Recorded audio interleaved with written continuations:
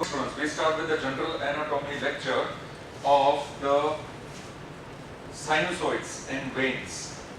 Yesterday we had discussed about capillaries. So therefore, in case of sinusoids, always note down capillaries, sinusoids and postcapillary venules. These three structures, once again I'll repeat, capillaries, sinusoids and postcapillary venules will come under the terminology of exchange vessels. They are called exchange vessels. Just as elastic arteries are called conducting vessels, muscular arteries are called distributing vessels, and arterioles, they are known as resistance vessels. Same way, capillaries, sinusoids and postcapillary venules, they come under category of exchange vessels. Now here, sinusoids. Sinusoids,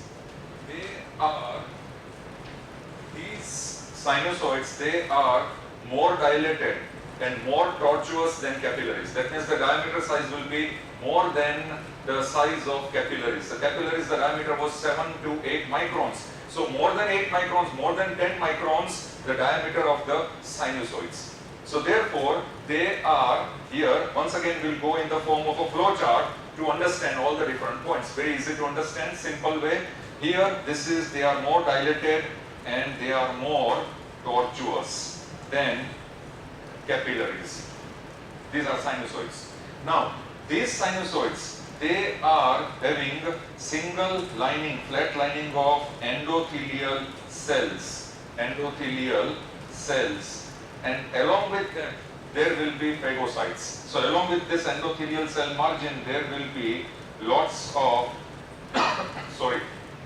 phagocytes, macrophage cells. So, endothelial cells which are flat, and along with that there will be so many phagocytic cells which are formed.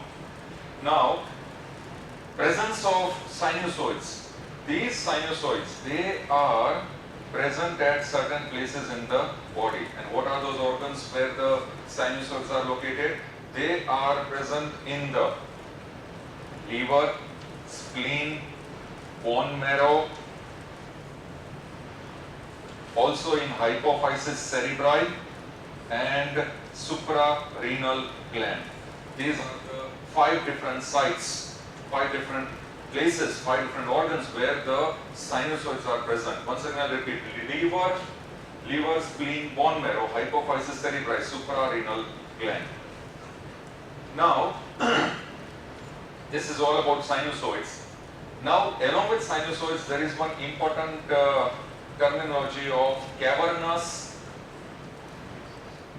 spaces or cavernous tissue.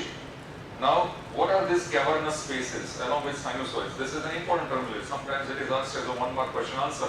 Cavernous spaces are those spaces which are empty blood-filled spaces, and in this blood-filled spaces there will be opening of various arterioles and venules. So within the cavernous spaces, they are blood-filled spaces. There will be emptying of which vessels will empty? Arterioles and venules. So arterioles and certain venules, they will empty in cavernous spaces.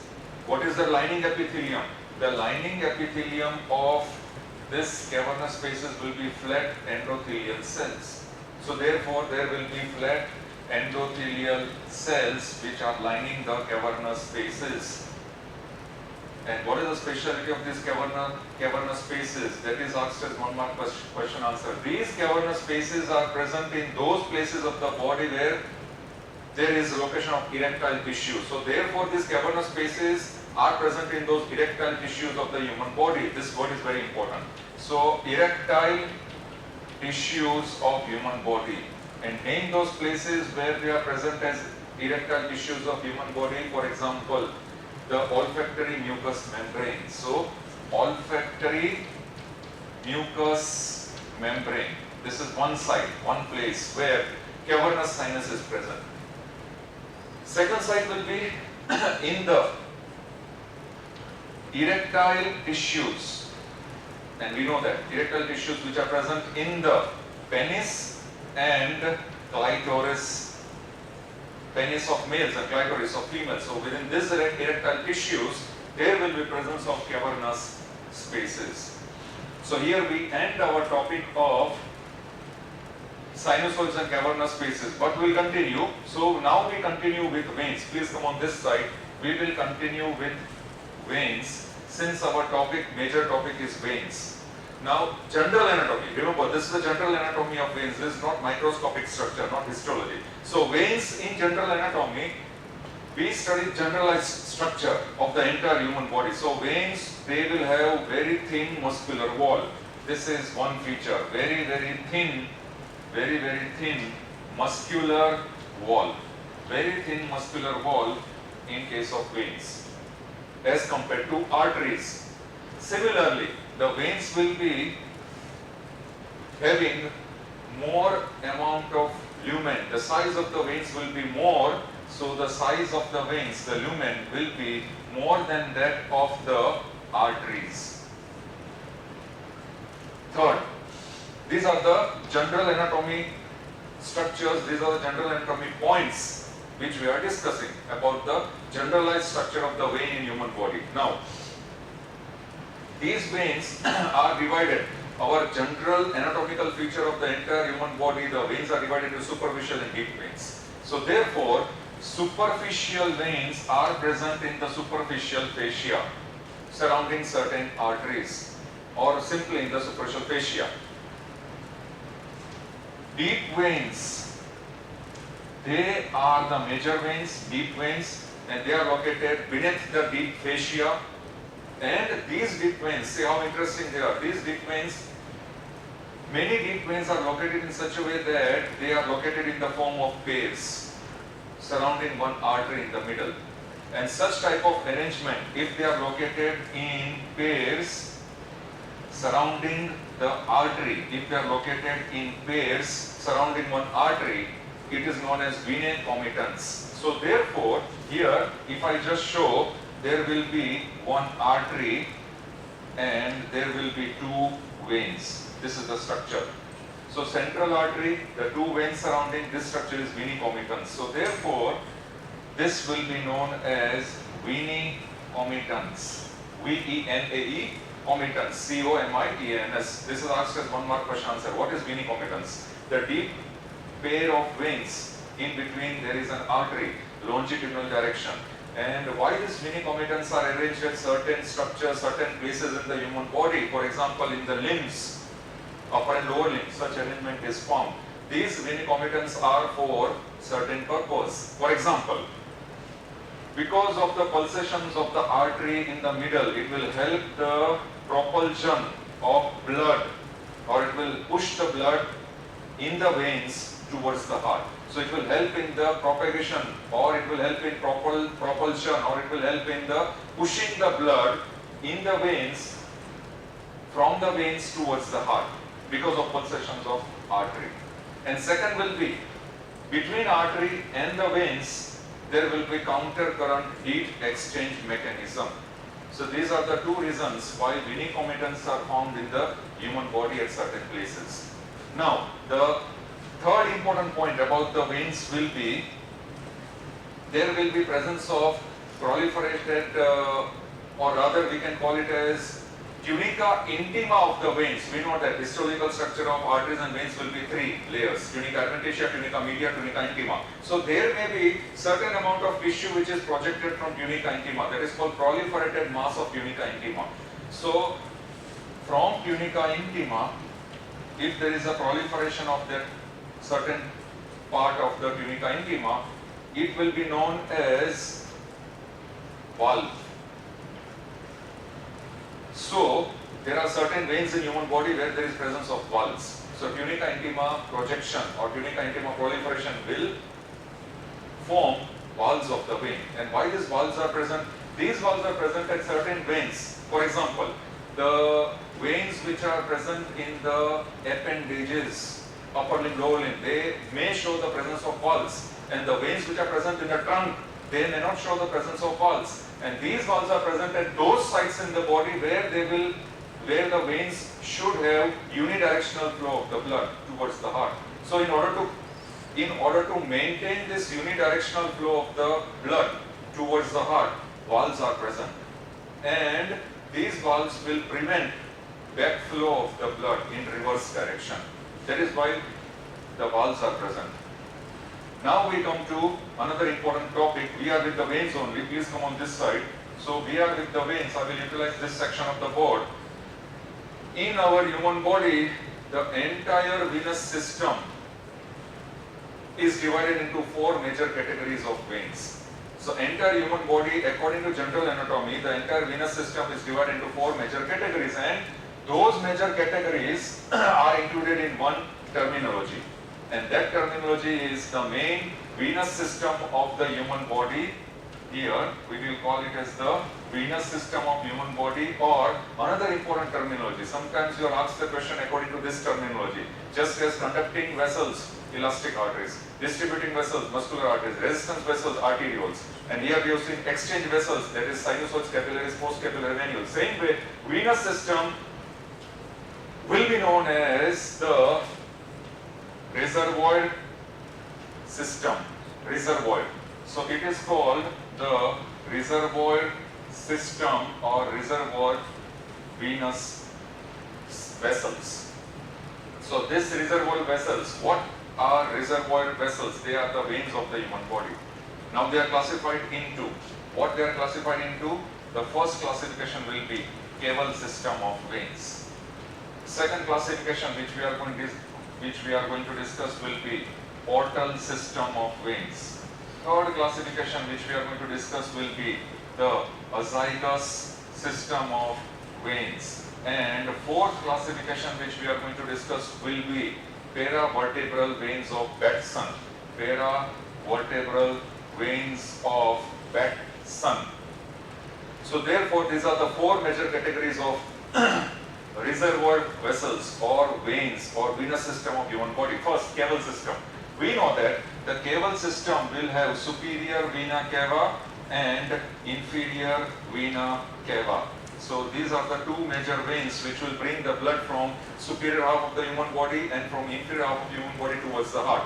Now here, special veins need to be mentioned in this group, caval system. And what are those veins which we need to mention will be emissary veins.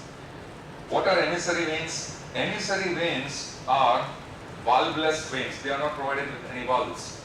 And these emissary veins, they are present in certain foramina of the skull, where they connect intracranial with extracranial venous sinuses.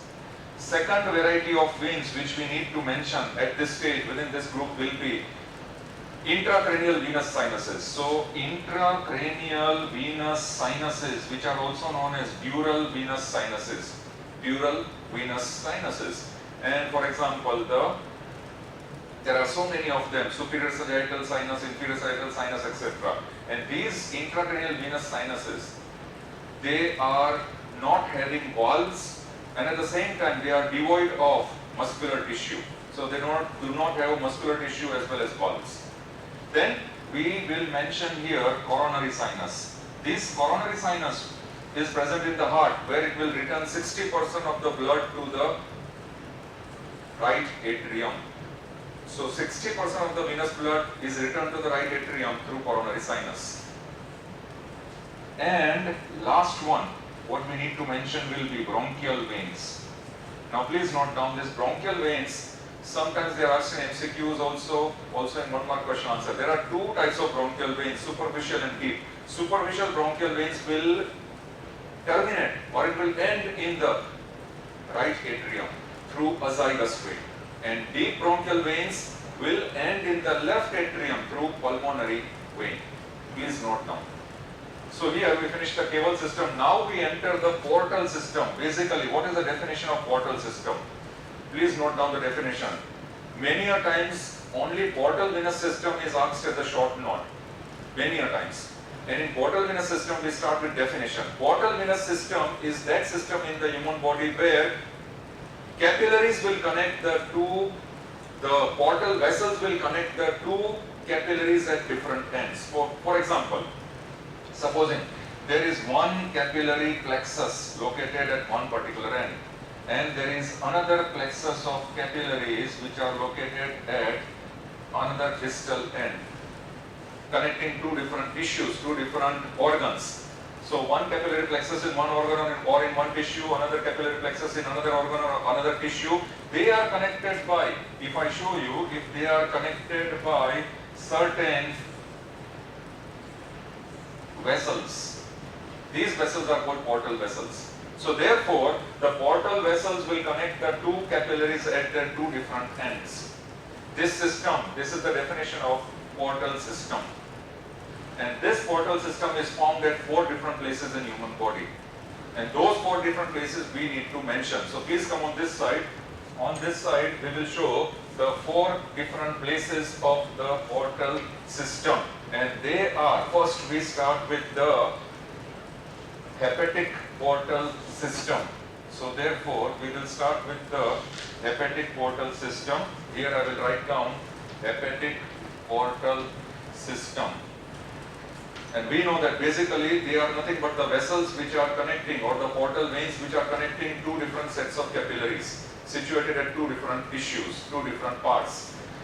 Now here, supposing if in portal venous system, if I show here, this is intestine, and here what I show will be, this will be liver.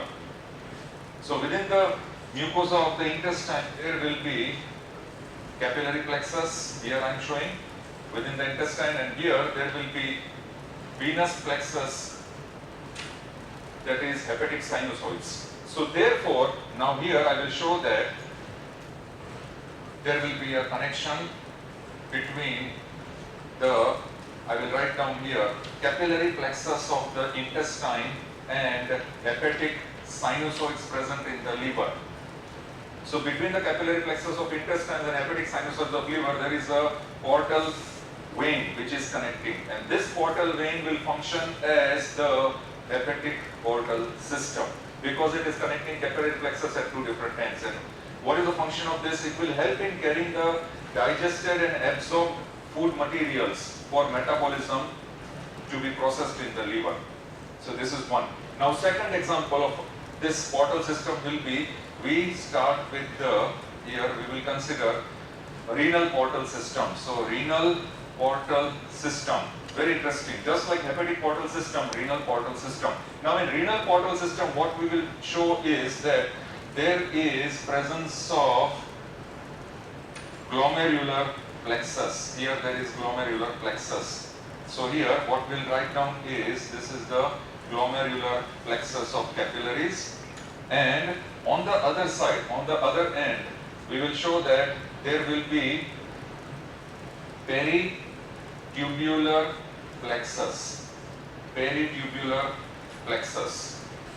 So therefore, in between glomerular plexus and peritubular plexus, the efferent arterioles, here we will show that there will be presence of efferent arterioles which are connecting the glomerular plexus on one side with peritubular plexus on the other side. So therefore, these efferent arterioles, they are going to function as the renal portal system. So they will help in reabsorption of certain ingredients or certain substances, once again, from the urine, from peritubular plexus and glomerular plexus. They are a source of connection. So this is known as renal portal system, hepatic portal system, renal portal system. Now, third one. The third portal system will be known as the, here I will just rub it, hypophyseal portal system. So system, what we are going to show will be, here we'll write down hypophyseal portal system, and we are going to show here, if I draw here, if I just make a box, median eminence present in hypothalamus, along with that infundibular stem. So therefore, if the diagram grows, it will go like this. This is the median eminence. Over here, there will be the stem of infundibulum. This will be the posterior, pars posterior. This will be the pars anterior. So pars anterior, adenohypophysis, pars posterior, this will be the neurohypophysis, and here this is pars intermedialis, a very rough diagrammatic representation. Here median eminence, infundibulum. So there will be a source of capillaries present in the median eminence and sinusoids which are present in anterior lobe, and connecting them will be the portal vessels. So therefore, connecting median eminence infundibulum capillary plexus with that of the sinusoids present in the anterior lobe of hypophysis cerebri. This is the hypophyseal portal system. Why they are present here? For the release and inhibiting hormones. For the release and inhibiting hormones. And the last portal system will be here. We will mention the last portal system in this page, suprarenal portal system. So in case of suprarenal portal system, very simple, there will be suprarenal cortex and there will be suprarenal medulla. So in both cortex and medulla there will be different sinusoids. So sinusoids present in the suprarenal cortex and sinusoids present in suprarenal medulla, they are connected with each other through the various portal vessels. So this connection in the suprarenal gland between suprarenal cortical sinusoids, and suprarenal medullary sinusoids for the exchange of various substances will be known as suprarenal portal system. So here we finished the portal system of human body. Remember the four portal systems: hepatic portal system, renal portal system, hypophyseal portal system, suprarenal portal system. Now we come back to that original flow chart where we will show that after finishing the caval system and portal system, we come to azygos. Now azygos, they are longitudinal pair of veins which are present on either side of vertebral bodies. And these azygos veins, please note down, they are provided with valves. So they are present with valves for the unidirectional flow of the blood. And these azygos venous system, they connect vena caval system, the vena caval system anteriorly with that of paravertebral veins posteriorly, with that of the paravertebral veins which are present posteriorly. This is an important point. So these azygos venous systems will connect the vena caval system in the anterior portion of the human body with that of the paravertebral veins which are present in the posterior portion. Now we come to the last group of reservoir vessels, or the last group of the venous system of the human body. This is paravertebral veins of Batson, Batson, Batson. So paravertebral veins of Batson, they are present in the epidural space of the vertebral column. In the epidural space of vertebral column. Second important point will be, many a times this is asked as 1 mark question answer. Second important point will be these paravertebral veins, they will connect the former three categories of veins. What are the former three categories of veins? They are caval system, portal system, azygos system. So they will provide as a source of connection of caval here, caval plus portal plus azygos.